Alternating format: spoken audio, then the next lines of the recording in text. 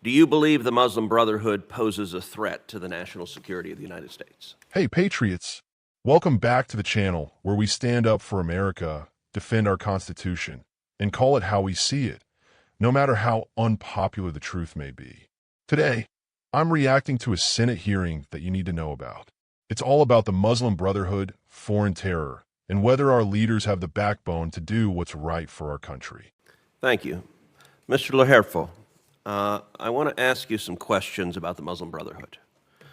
The President recently issued an executive order establishing that, quote, it is the policy of the United States to cooperate with its regional partners to eliminate the capabilities and operations of Muslim Brotherhood chapters designated as foreign terrorist organizations because their, quote, activities threaten the security of American civilians in the Levant and other parts of the Middle East, as well as the safety and stability of our regional partners.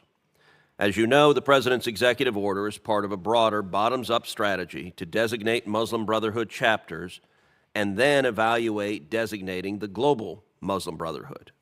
I've been pushing such designations my entire Senate career, and I strongly support President Trump's efforts here. If confirmed, you would be responsible for helping to implement, enforce, and expand his directives on the Brotherhood. Let's begin very basically. Describe your understanding of the role that the Muslim Brotherhood plays in promoting violent jihad. Senator Cruz, thank you for that question. And I think we have a historic opportunity to work with you, with your team. If confirmed, I will certainly do that to address the Muslim Brotherhood. I think we're 100% on the same page to get at your question about the Muslim Brotherhood. What we've seen over the years, of course, over decades, and as Secretary Rubio said, we have concerns with the Muslim Brotherhood. We have concerns with their support following especially the October 7th attack, concerns with activity in Lebanon, in Egypt, in Jordan, and that's the basis for the executive order. Now, working with you, I would characterize this as that group as the first step.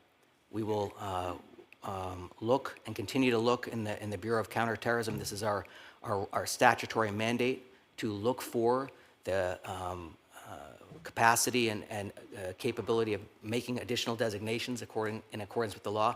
I've read your bill, and I look forward to working with you on advancing our efforts against the Muslim Brotherhood. Good. Do you believe the Muslim Brotherhood poses a threat to the national security of the United States? Yes.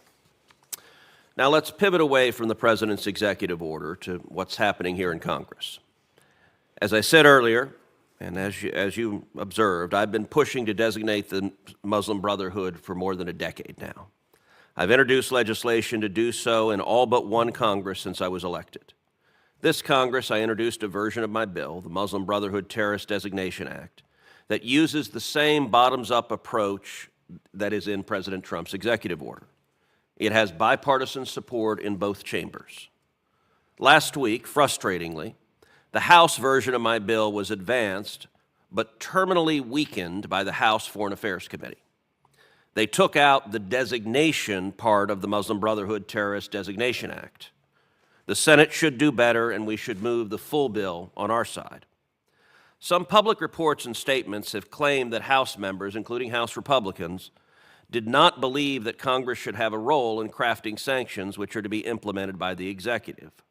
I find that argument to be specious, and I know the vast majority of this committee does as well. Mr. Laherfo, I and my colleagues have implicit and explicit expectations that executive officials will work with and, when appropriate, even defer to this committee on issues of foreign policy, including sanctions and including the designation of terrorist groups. What is your view of the role that Congress plays on these issues, including on initiatives like mine to designate the Muslim Brotherhood as a terrorist group? Senator Cruz, thank you for your question.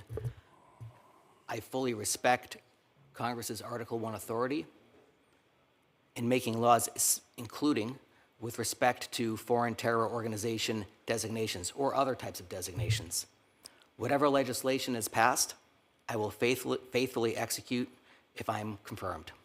Thank you. All right, final question.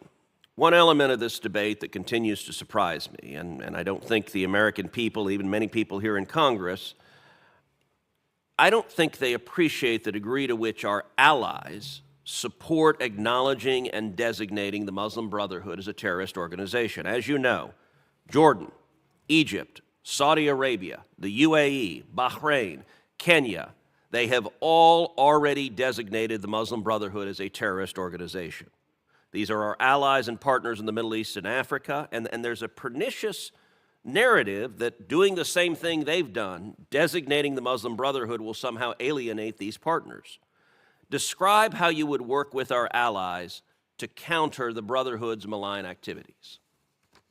Senator Cruz, thank you for that question.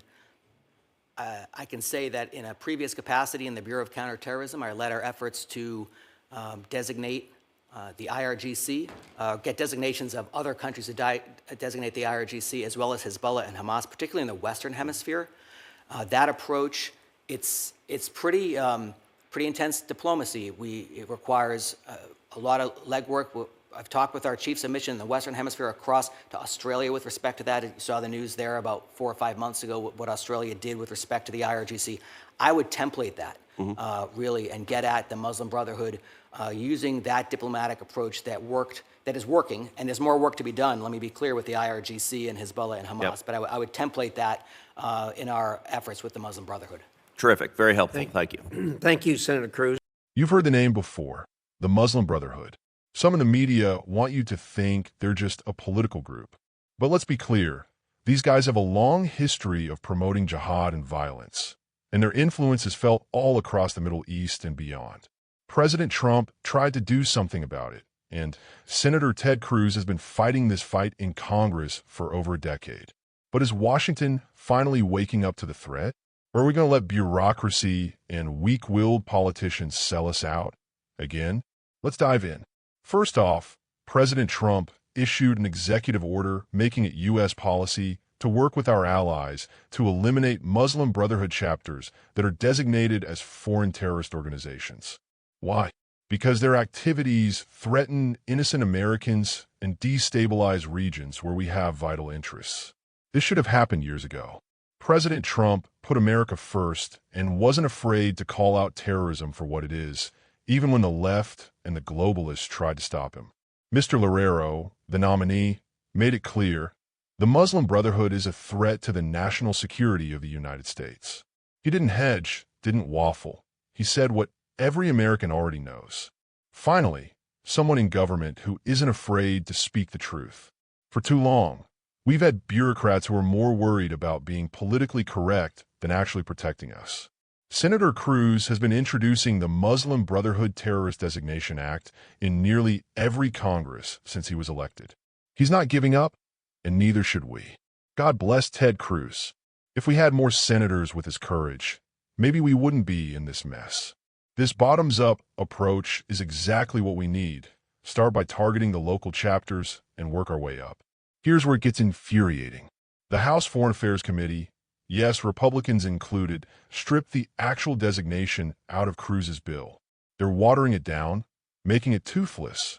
This is why people don't trust Congress. We send them to Washington to protect us, and then they play political games while our enemies get stronger. We need to hold these rhinos accountable. Mr. Lareiro said he will respect Congress's authority under Article 1, the power to make laws, including designating terrorist organizations. That's the bare minimum. Congress needs to reclaim its power and stop handing everything over to the executive branch. When it comes to national security, both branches need to work together, not pass the buck. The Muslim Brotherhood's activities in Lebanon, Egypt, and Jordan are especially concerning, especially after the October 7th attacks.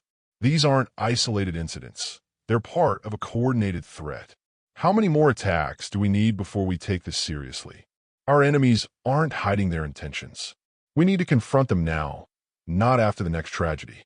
Jordan, Egypt, Saudi Arabia, the UAE, Bahrain, and Kenya have all designated the Muslim Brotherhood as a terrorist group. They get it. Why don't we? The left says if we designate the Muslim Brotherhood, we'll alienate our allies.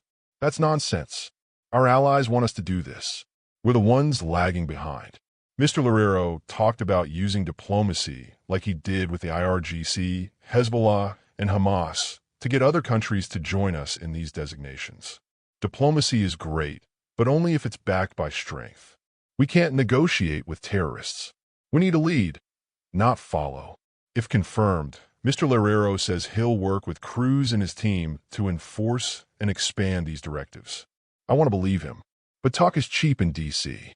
We need to see action, and we need to hold these officials accountable if they back down. The Bureau of Counterterrorism will keep looking for chances to make more terror designations, according to the law. That's good, but it's not enough to look. We need to act. The law is on our side. The American people are on our side. The only thing missing is political will.